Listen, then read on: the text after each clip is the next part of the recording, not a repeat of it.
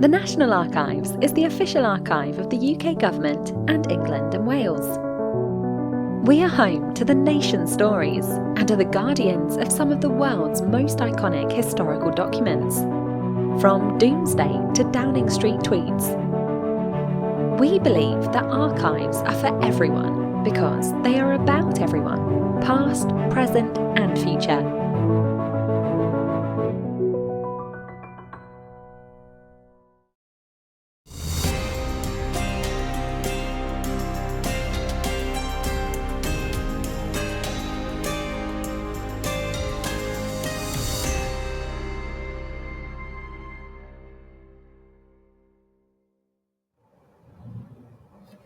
Good afternoon and welcome to What's Online, a regular series of online talks from the National Archives.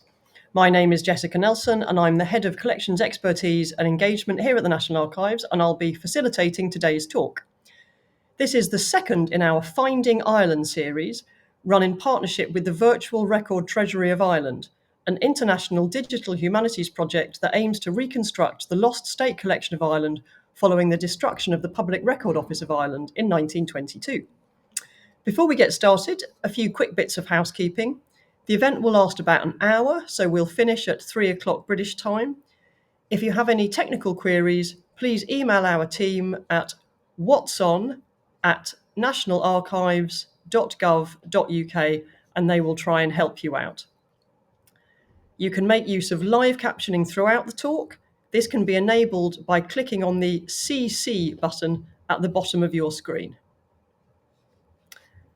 Today, I'm delighted to be joined by my colleague Neil Johnston, Head of Early Modern Records at the National Archives and co-investigator of the Early Modern strand of the Virtual Record Treasury project. This afternoon, Neil will be using records from the Treasury to explore the history of English rule in early modern Ireland. Right, over to you, Neil. Hi, Jess. Thanks very much. And hello, everyone. Hello from London, from wherever you're joining, if it's in Britain or Ireland or even beyond. I'm really pleased, actually, I'm really delighted to be able to give this talk today on a project that's very close to my heart. It's now 9 years old, the Virtual Record Treasury of Ireland, and our collaboration with it started in 2016, and it continues to flourish. So I'll be mentioning it today, what it is, the work we do, and I'll be giving you some pointers as to where you can go to find some of the documents that you'll see on the screen. I have a lot of images of records from the National Archives and elsewhere, so I'll try and explain them as best as I can. I also want to thank Paul Dryborough for his talk last week, my colleague Paul Dryborough on late medieval Ireland, and it teed us up for where I'm going to start today in around the year 1500. And I also want to thank the events team at TNA because for giving us the chance to give this series, as Jess says, it's the second of 3, and there'll be another one next week.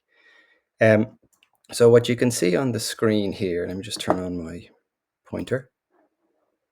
What you can see on the screen is a military map of Donegal, drawn in about the 1590s, we think. And the ident you saw a moment ago where the castle appeared, that's it here.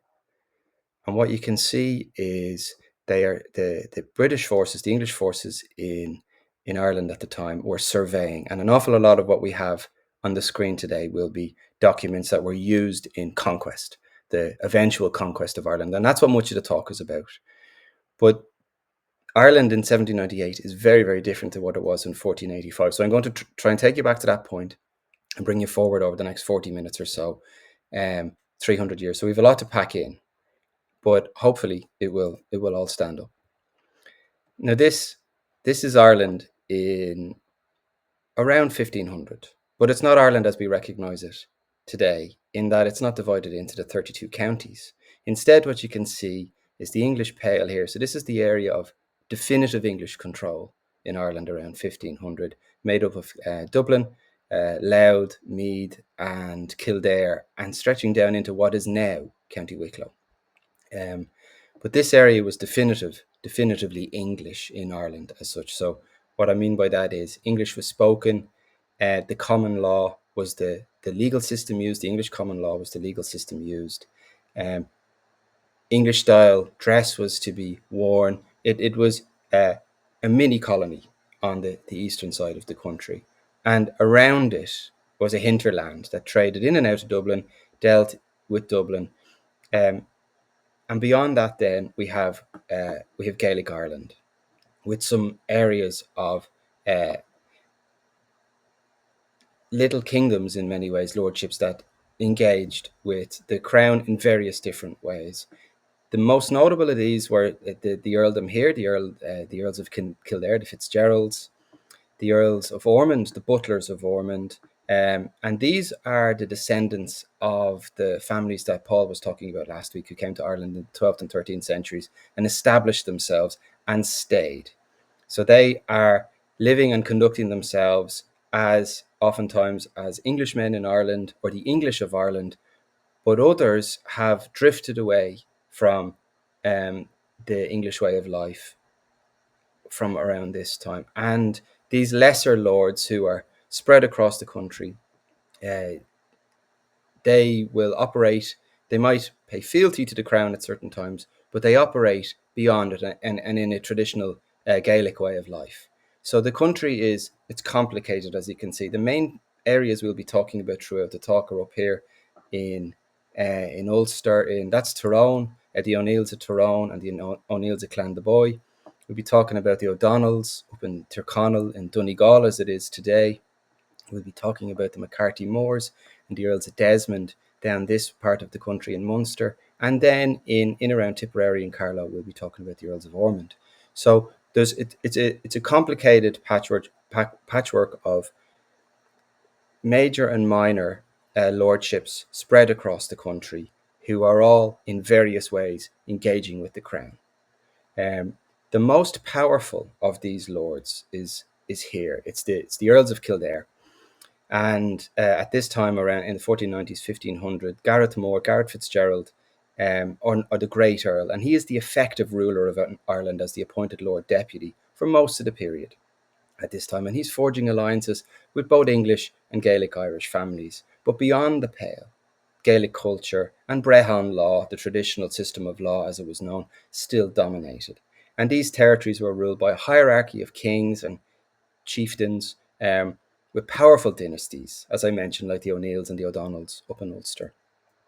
Now, an event happened in the 1490s that began to change all of this.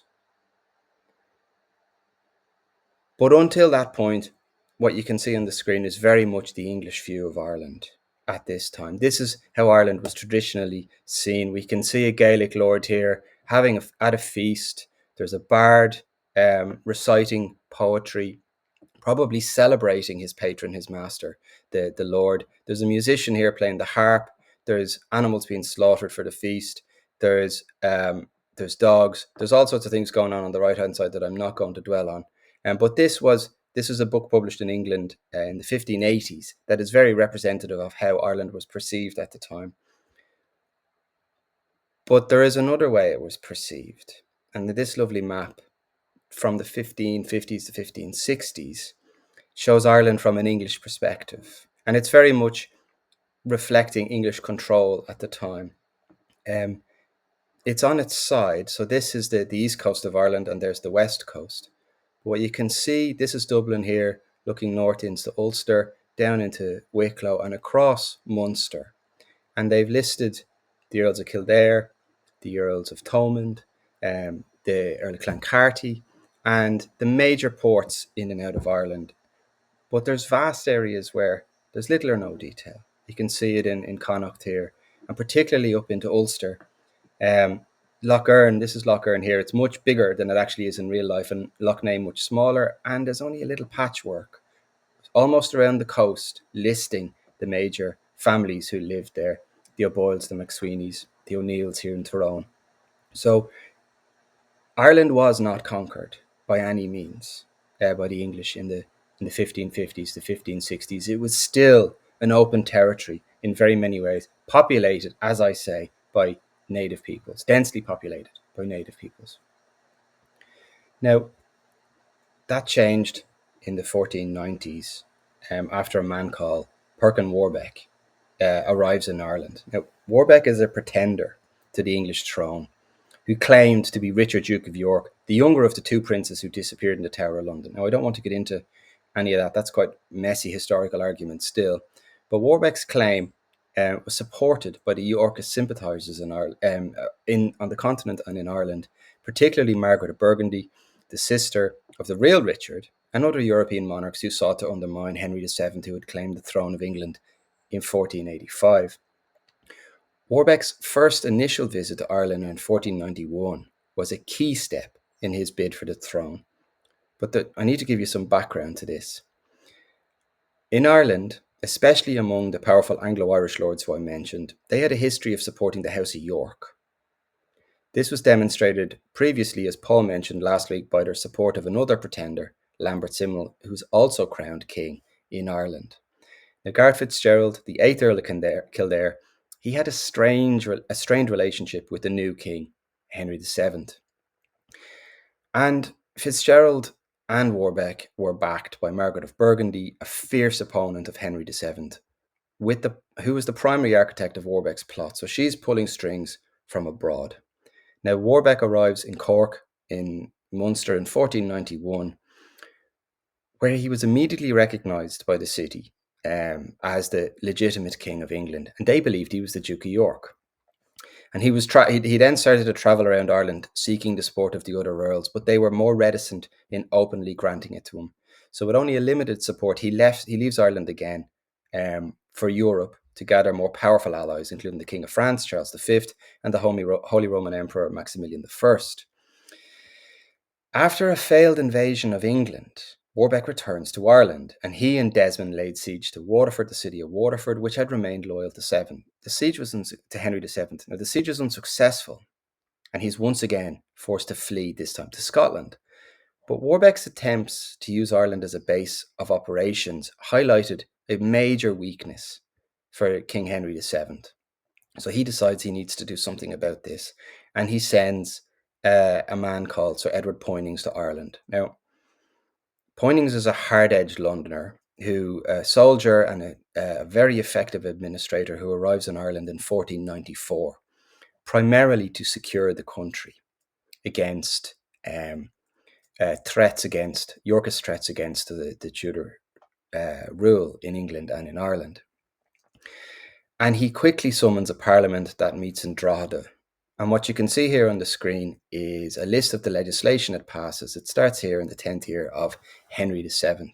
Now, I'm not going to talk about all of these, but there is one or two in particular I want to note. The first thing he does is that he announces that there's going to be a new administration in Dublin, and he appoints them. It's not the Kildares who are going to be appointing the senior officials in Ireland, and this is a change. So he's very much stepping on Kildare's toes. They confirmed the statutes of Kilkenny, which is chapter 8 here, that said that within English areas of control in Ireland, English customs must be used. So English language, English common law, English style of dress, English weaponry, they had to be used. And they also quite unsympathetically plonked all law that had been passed by the Westminster Parliament onto Ireland at this time. So it was a very aggressive move, imposing himself. But there's one act that really had most longevity in all of this, and it's the fourth one that you can see here. And it's now known to posterity as Poynings Act, and it's the most important one that emerged from this parliament. And it said that no parliament could be held in Ireland without the express permission of the king or queen at Whitehall, and that no legislation could be passed in Ireland without their express permission. So he neuters the authority and the control of the Lord Deputy or Lord Lieutenant, whoever it was, for the next several hundred years. And the Viceroy, the powers are greatly curtailed. Now, I'm focusing on this because it shapes how politics are conducted in Ireland for the next 3 centuries. And it's not repealed until 1782. So it's something I'm going to come back to at the end. But what it does is it, as I say, and I want to stress it, it neuters the political power in Ireland, and it refocuses it onto Whitehall, wherever the monarch was ruling Ireland from England. Now, this situation, as you can imagine, caused a lot of tension, particularly from the 1530s onwards, as Henry VIII starts to impose his reforms through his chief ministers, first Wolsey, Cardinal Wolsey, Thomas Wolsey, and then Thomas Cromwell, ultimately the Earl of Essex. And in 1534, we start to see real issues with this, with the changes that had been made. And it exploded really in an event that's now known as the Geraldine Rebellion. So the Kildares, deeply dissatisfied with the new status quo that they had found themselves in, they rebel in 1534, and it's one of the most significant, as because of the significant shifts in English policy in Ireland. The tensions had escalated, especially after Cromwell seeks to centralise power, and he views the Kildares as both unreliable and too independent. And he challenges the Kildares' dominance of governance by appointing an Englishman called Sir William Skeffington as Lord Deputy, instead of the 9th Earl of Kildare, Gareth Og as he was known, in the 1530s. And this is seen by the Kildares as a direct threat to their power and to their influence. So Gareth Og is summoned to London in 1534 and charges of treason because he tries to resist this. And while he's there, rumours spread in Ireland that he'd been executed at the Tower of London. This isn't true, but nonetheless, his son Thomas, known to posterity as Silken Thomas, believes this to be true. So it occurs at the same time, and I'll come back to this in more detail in a moment, with Henry VIII's break with the Roman Catholic Church, which is underway, and the rebellion very, very quickly adopts a religious component. Silken Thomas declares it a Catholic crusade, and he's seeking support from the Pope and the Holy Roman Emperor at this point against the reforming king. I don't think we can quite call him Protestant king just yet, but almost. The rebellion began in June 1534 when Thomas Fitzgerald at St. Mary's Abbey in Dublin dramatically renounced his allegiance to the crown. And he rides into Dublin with 140 men, and he publicly declares his rebellion. His forces, known for their silken fringes in their caps and on their helmets, they begin to siege Dublin Castle, where officials had barricaded themselves. And although it was a failure, the rebels then turned their attention and they ravaged the Pale. They turned their attention on dealing with the enemies, their enemies who were supporters of the Tudors. And a particularly shocking event was the murder of the Archbishop of Dublin, John Allen, a key English official and one of the rivals of the Kildares. Now, Allen is captured while trying to flee by sea, and he's killed by Thomas's men. And this act lost Thomas a lot of the much-needed support that he from the clergy that he really, really needed. So Henry responds by sending a large army under William Skeffington. The English forces used heavy artillery, which was a new tactic in Irish warfare, to systematically besiege Fitzgerald's strongholds. Now, the most significant of these was Maynooth Castle in Kildare, the heart of their Fitzgerald family's power, and the castle falls in March 1535. With the power broken and most of his allies now abandoning, Silken Thomas goes on the run. He's eventually surrendered himself in August 1535, and after being promised his life would be spared, he's brought to London, along with his 5 uncles, where they were all executed in 1537. The rebellion and the subsequent executions effectively destroy the political power of the Kildare dynasty, and the earldom and its lands were confiscated by the crown. It's forfeit to the crown because they were traitors. And the rebellion does something else. It convinces Henry VIII that ruling through the semi-independent Anglo-Irish lords is unreliable, it's untenable for him. And it leads to a new policy of direct English administration in Ireland. So moving from Poynings Act in the 1490s to the removal of the Fitzgerald in the 1530s, we see a new phase of attention being paid to Ireland at this time.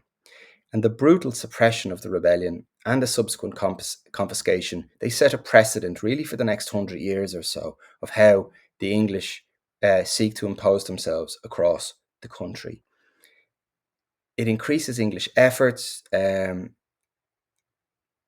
to seek control, to evangelize after Henry's declares himself the head of the Church of England, and also to seek to control trade and all of the advantages that lay in Ireland for the crown.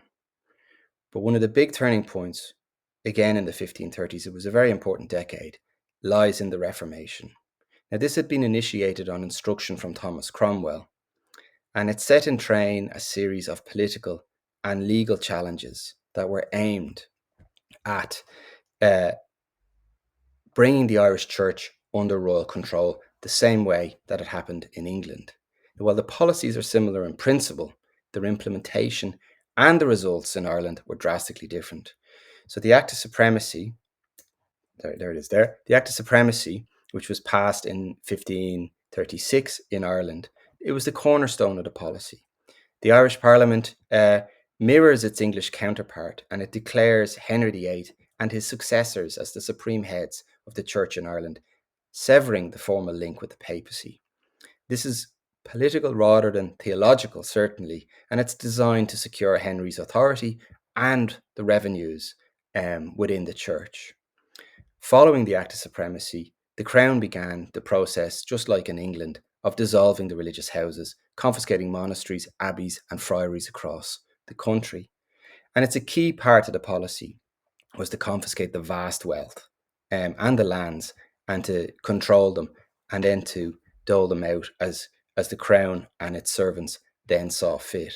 But the dissolution was far less successful in Ireland than in England, and many of the religious houses, particularly outside the Pale, were protected by Gaelic and Anglo-Irish lords, and their dissolution was often slow, piecemeal process, often delayed, didn't happen until much later. But, and really crucially, the dissolution and the subsequent confiscation of monastic lands had a significant long-term impact.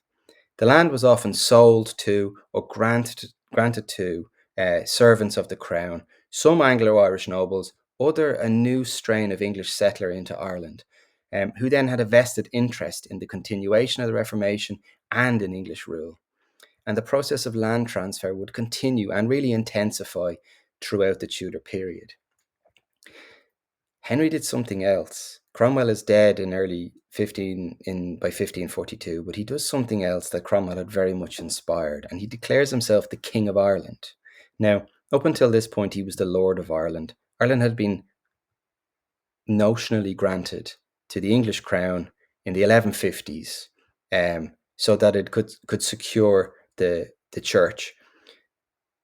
With the papacy no longer a concern, really, I think, as far as I'm concerned for the crown, Henry declares himself King of Ireland, not Lord of Ireland, and Ireland is now legislated as a sister kingdom. Well, in reality, it's probably a junior cousin, but in law, it is now a full possession of the Tudor crown. So we have the Reformation, we have the 1542 Act of Kingly Title, and we have a third policy that comes into play around this time, where they try to enforce their power, and they try to enforce the reformed religion across the country. But the Reformation, Henry's Reformation, his reforming policies, they largely failed to achieve their goals beyond the Pale, outside of the area of English control. While the laws were passed, the Gaelic and the Anglo-Irish populations, they largely remain loyal to the Catholic Church. Now, unlike in England, there is no popular Protestant or reforming movement to support the changes. The primary result was political. It serves as a tool for the king and his officials in Dublin to assert his and their authority over the fractious Irish lords and to confiscate wealth. And it sets the stage for later, much more aggressive English efforts to impose Protestantism and further consolidate control. And one means they had of doing this was through a policy known as surrender and regrant. Now, this was a legal and a political strategy to replace the traditional Gaelic system of clan-based land ownership with the English system of feudal land tenure.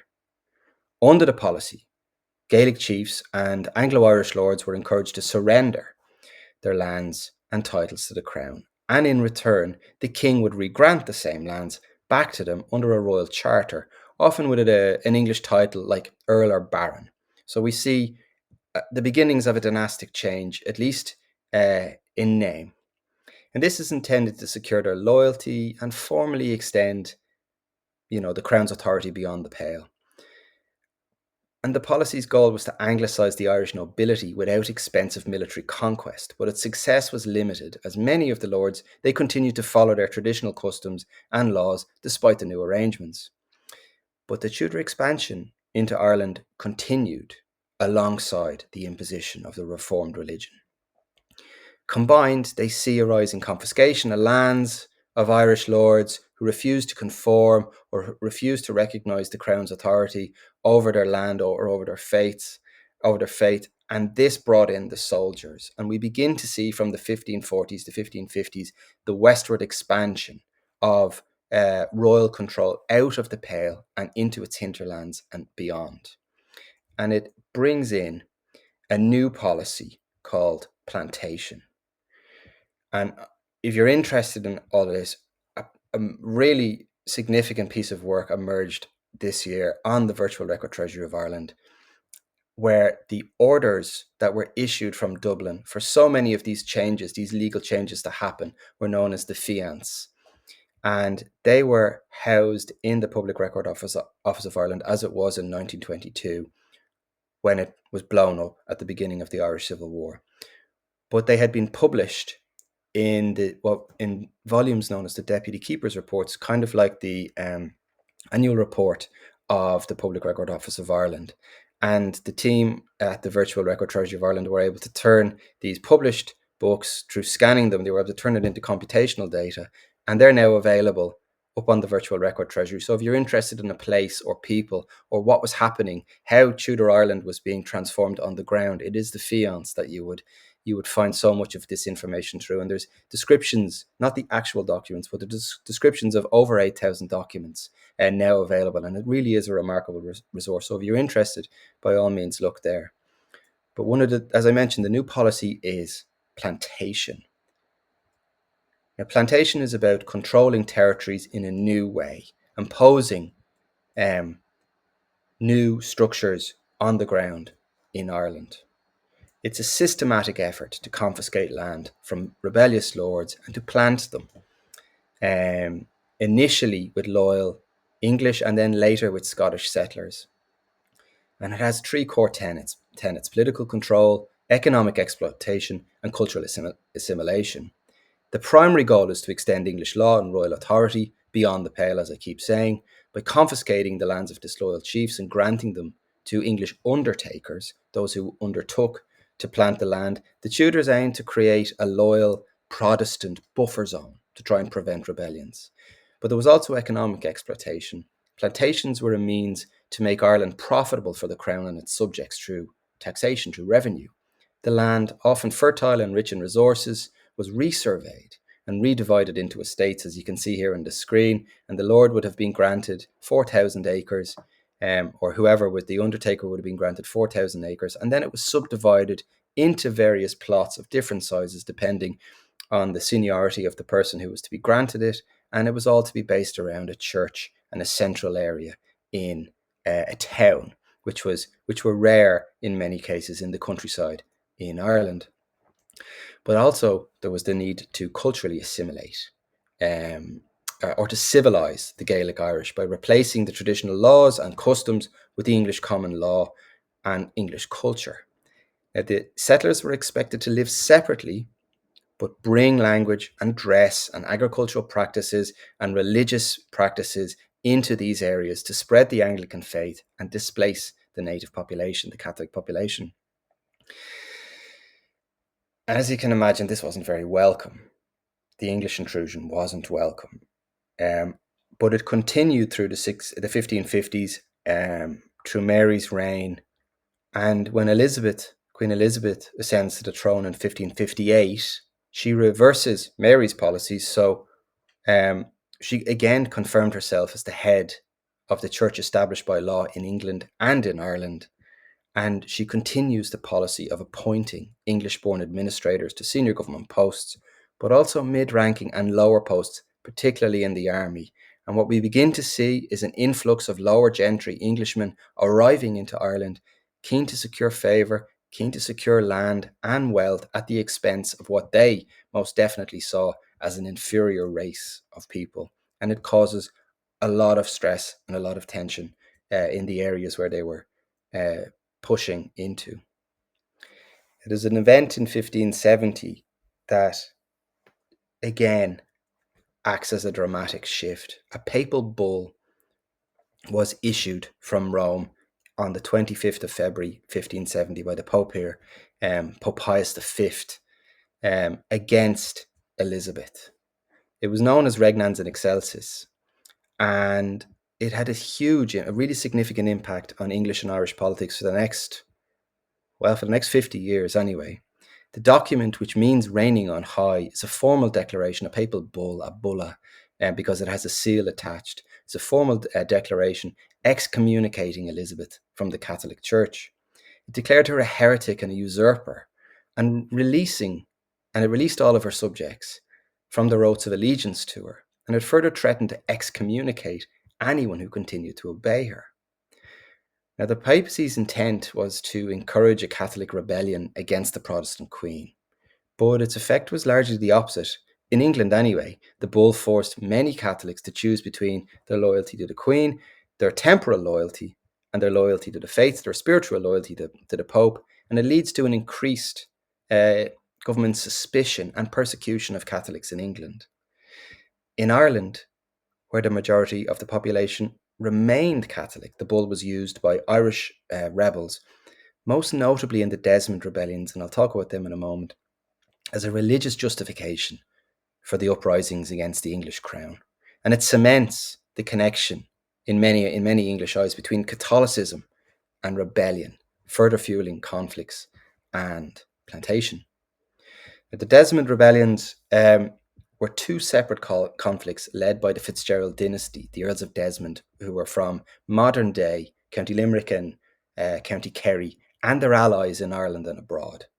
The first rebellion took place between 1569 and 73, and this was instigated by James Fitzmaurice Fitzgerald, the cousin of the imprisoned Earl of Desmond, who had been promoting the use of the papal bull. Outraged by English interference in their lordships and the arrest of the Earl and his brothers, Fitzmaurice launches a revolt with a small force attacking English settlements in Limerick and North Kerry. Although they have some early victories, such as the burning of the town of Kilmallock, the English military response was brutal, employing a scorched earth policy to devastate the lands of their supporters.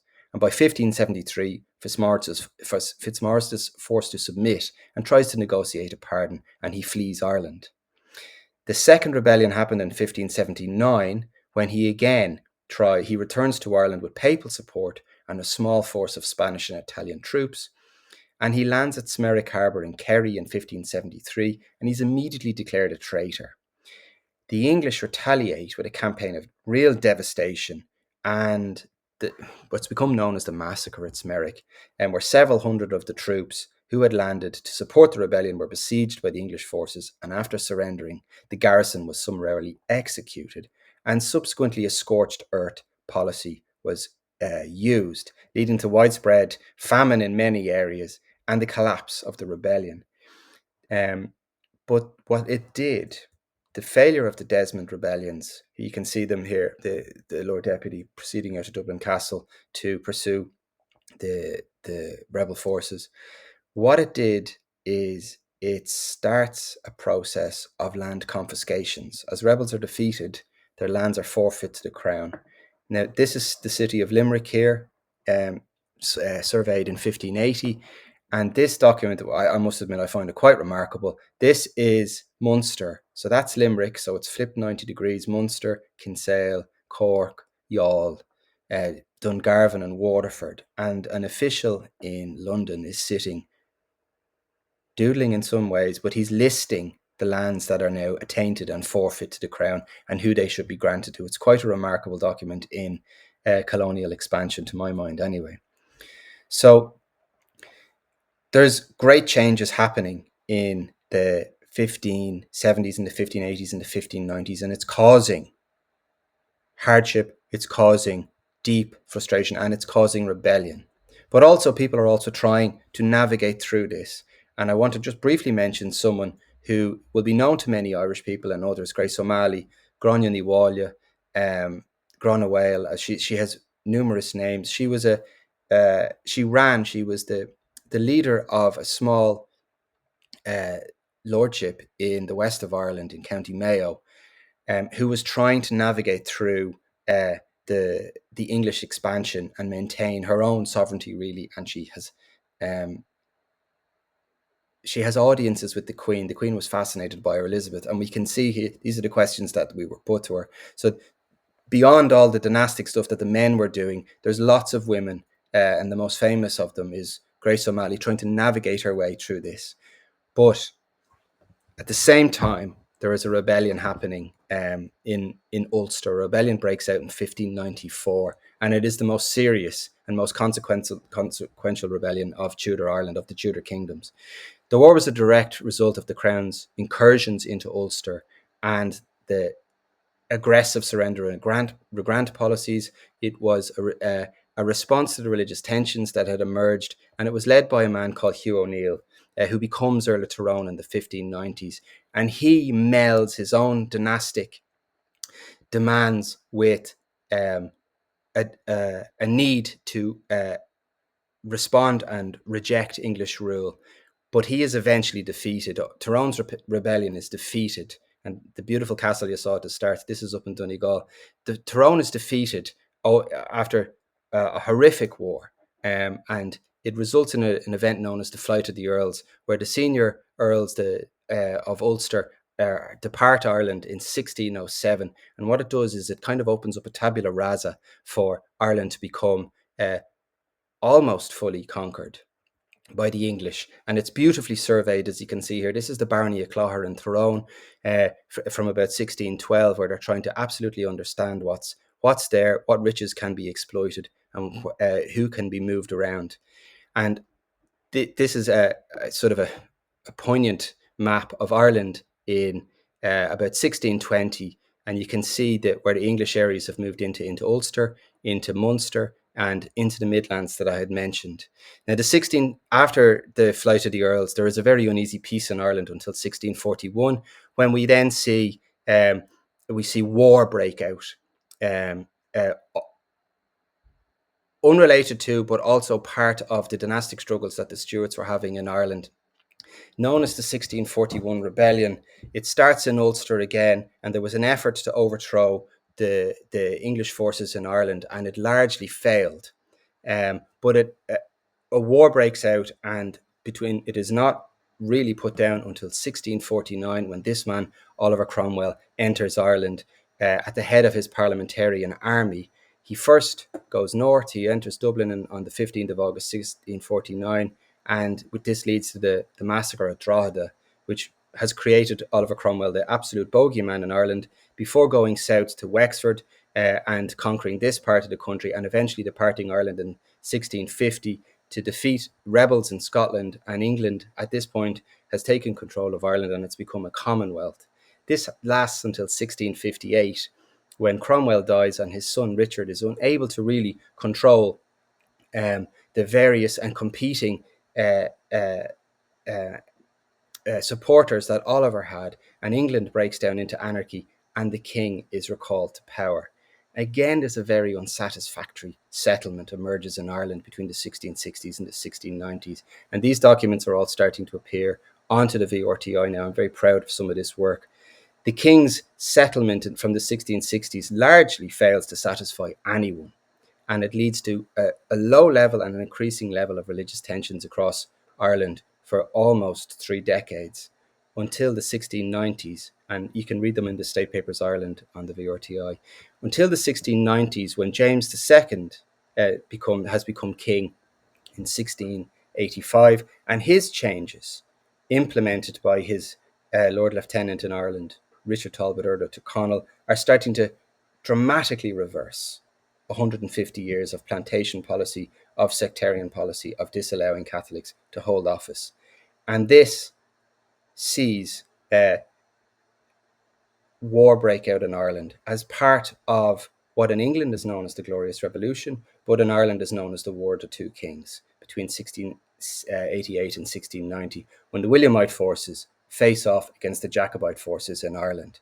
And this really, with the Jacobite forces losing, this really is the end of Catholic Ireland. Now, if you think it back to the map at the start, where we saw Ireland loosely understood, by early in the 18th century, it was deeply understood. It being mapped, it was complete control was exerted across the country. But it was very much a minority controlling a majority. The defeat of the Jacobite forces in the 1690s after the Siege of Limerick and the failure of the Boyne had left the Protestant minority in Ireland in control. And although the military surrender was quite generous, the political surrender that ensued, the political dealings that ensued, were very repressive. And the Protestant population of Ireland rejected William's settlement terms and never ratified them through Parliament. Instead, they imposed what have become known as the penal laws. So Catholics are excluded from office, excluded from public worship, excluded from serving in the military, and Ireland becomes part of this emerging British Empire that we can call it now, certainly after 1707. And we see what's known as Ascendancy Ireland emerge, a Protestant Ireland is controlled by a minority of the population for the benefit of this minority.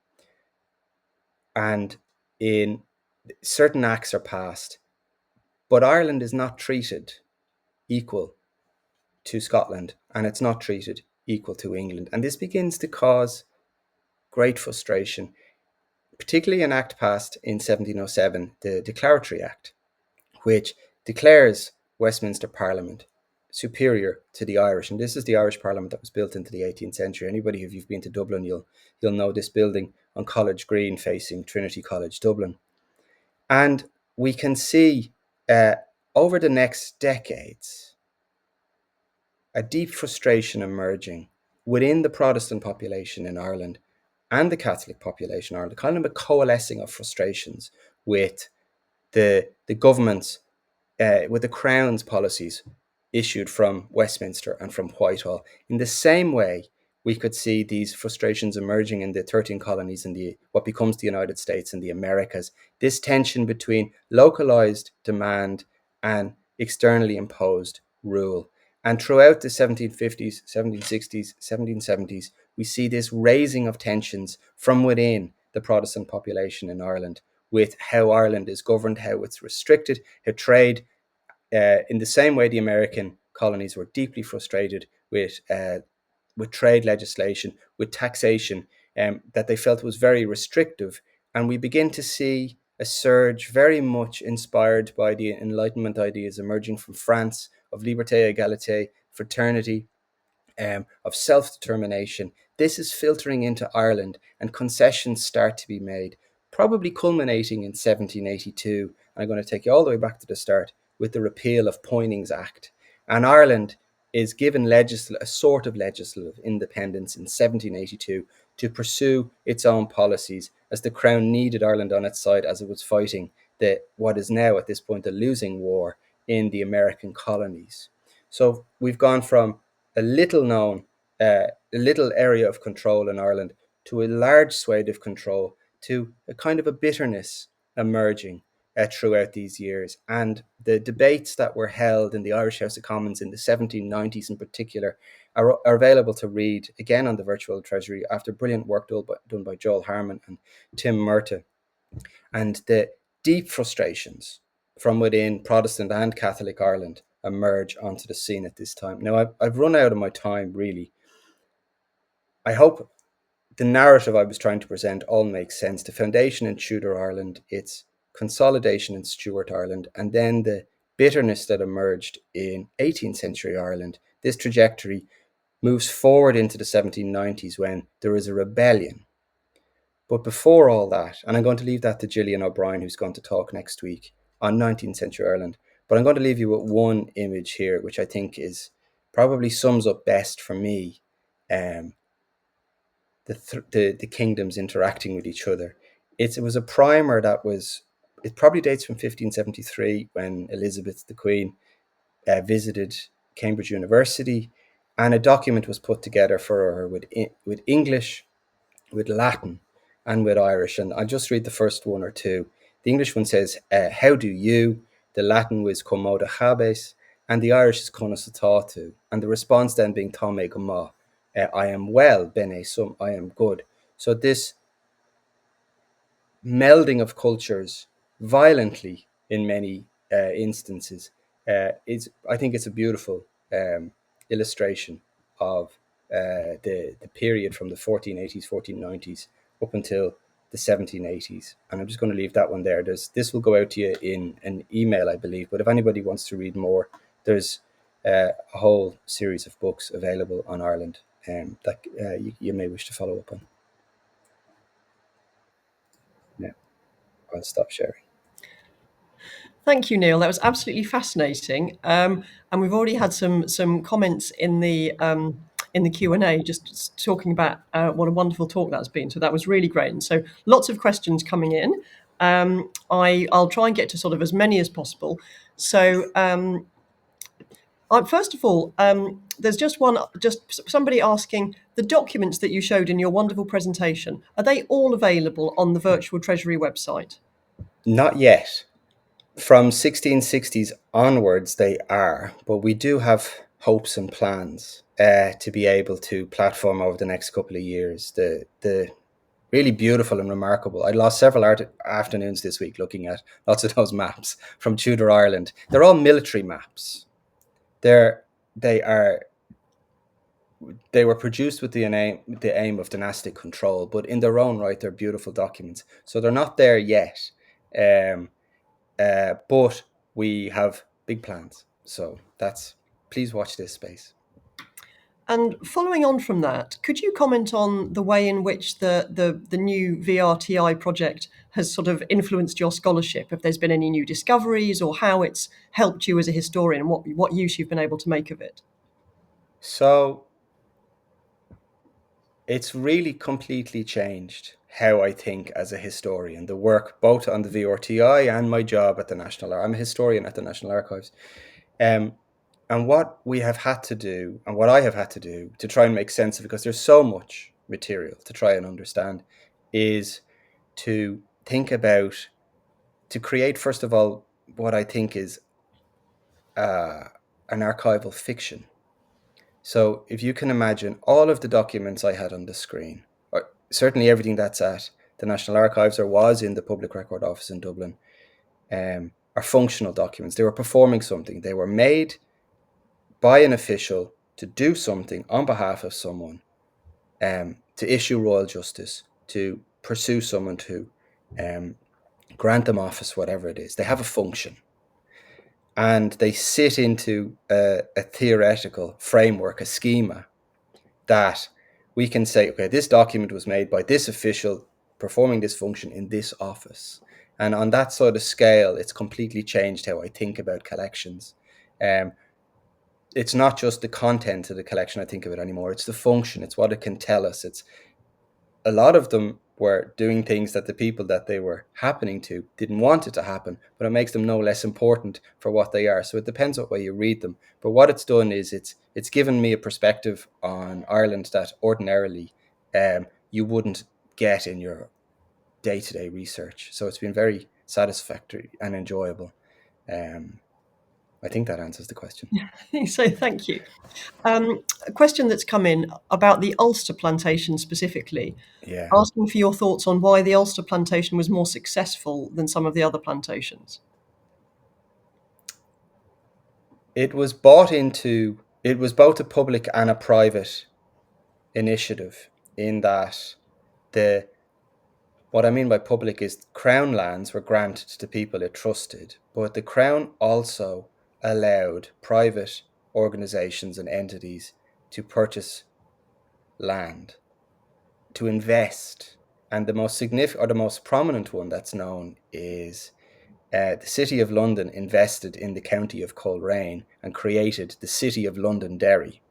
And it had control over this area. So it was controlling trade, mercantile activity, lands, revenues, and the crown brings in a huge population of English and Scottish settlers, completely changing the demographic of Ulster to this day still. And we still talk about Derry, London, Derry, depending on what side you may or may not be on. And so the legal name of that county changed from Coleraine to the city of Londonderry, as it was invested in by the merchants and the guilds in the city of London. And that's why the Ulster plantation was more successful in so many ways. They learned from their mistakes. That is fascinating. Thank you. And still thinking about the plantations, the settlers who moved onto them.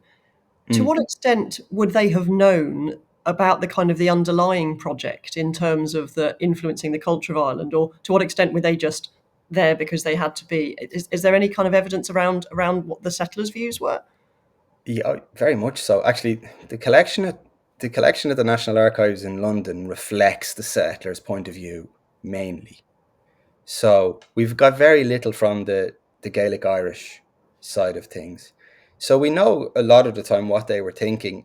It was a dangerous move. They were moving into disputed territories. They needed military protection.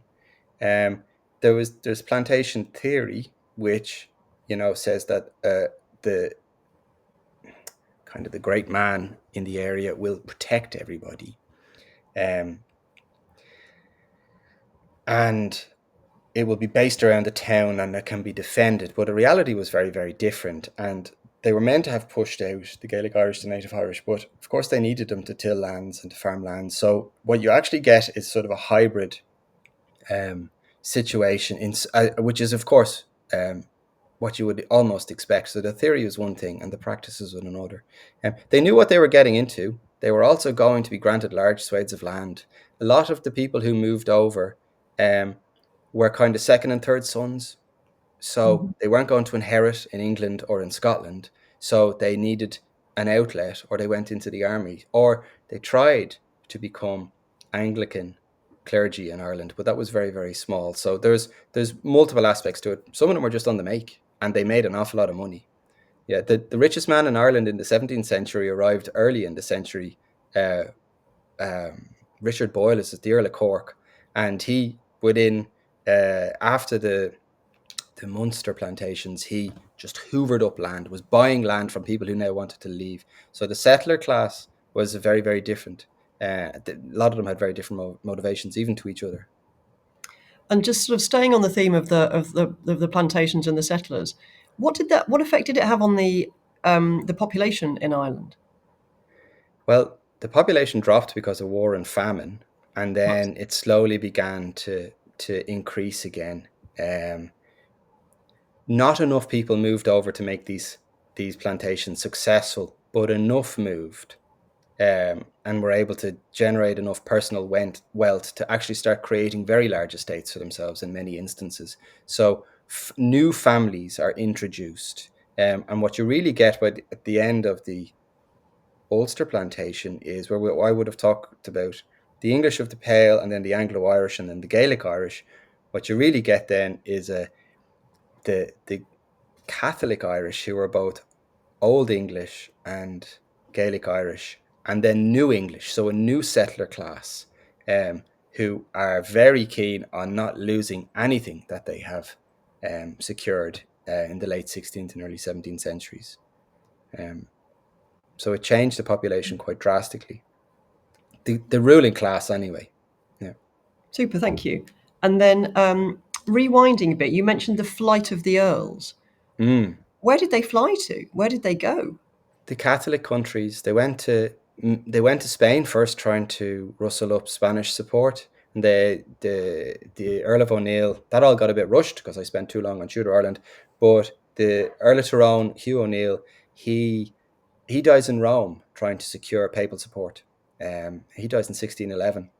So they go off and they serve in the Spanish armies. They serve as administrators. They're trained in the Catholic colleges in Salamanca and elsewhere. They go to France, or modern-day France and modern-day Belgium. So they go to the Catholic countries of Europe.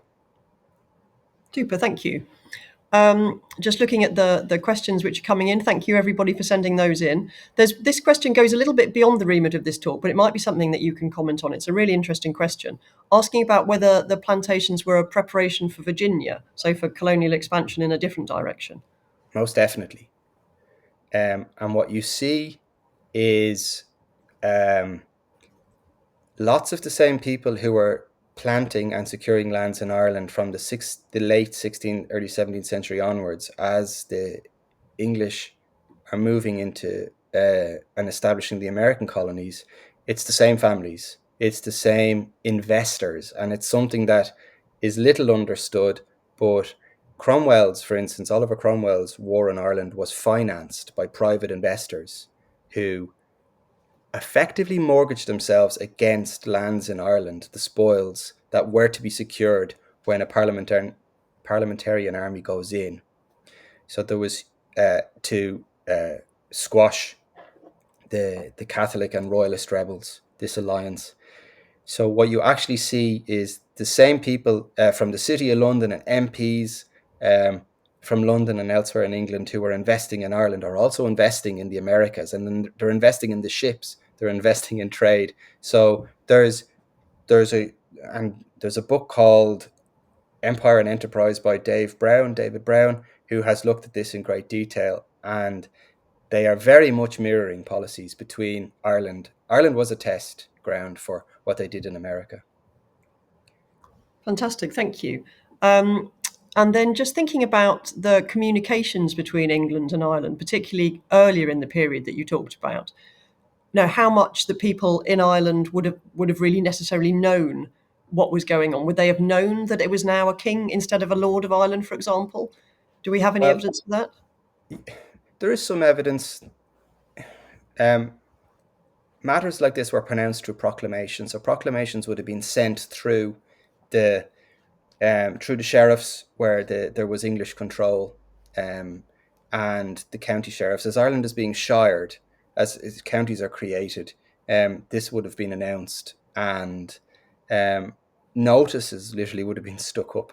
So it's why it not so much initially, but as the surrender and grant policy developed, you will have seen people becoming aware, okay, there's a new policy that we need to respond to. I think is a very modern bureaucratic, technocratic way of describing it. But yes, they would have known. Okay, super. Eventually, yeah. And then there's a question specifically about what there is on the VRTI website between 1685 and 1695. But perhaps you could just talk a bit about how it's possible to search that website. Can it be searched by date? So yes, it can. My own work we're just finishing up. We've put 50 volumes up so far, up until the late 1680s, so of state papers from 1660 to 1688, and this is all the correspondence moving back and forth. By next week, we'll be to the end of the 1690s, and by Christmas, we'll have all of the state papers platformed by up to 1715. So if whoever the querer is, if you go to the state papers portal, you will be able to see the volumes in sequence, and they'll be explained. I've written an essay explaining what they are and how you can search them, and how you can make their way through them. But they're fully transcribed, automatically transcribed. So if you put in searches, it should appear on through the search bar.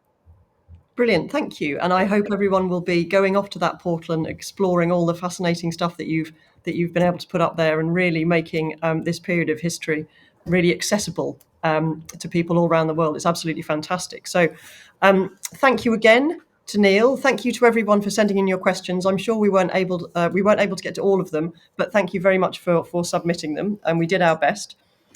Please join us at the same time next week for the final part in our Finding Ireland series, where we're going to be joined by the historian Gillian O'Brien. Neil's already mentioned some of the things she's going to be talking about.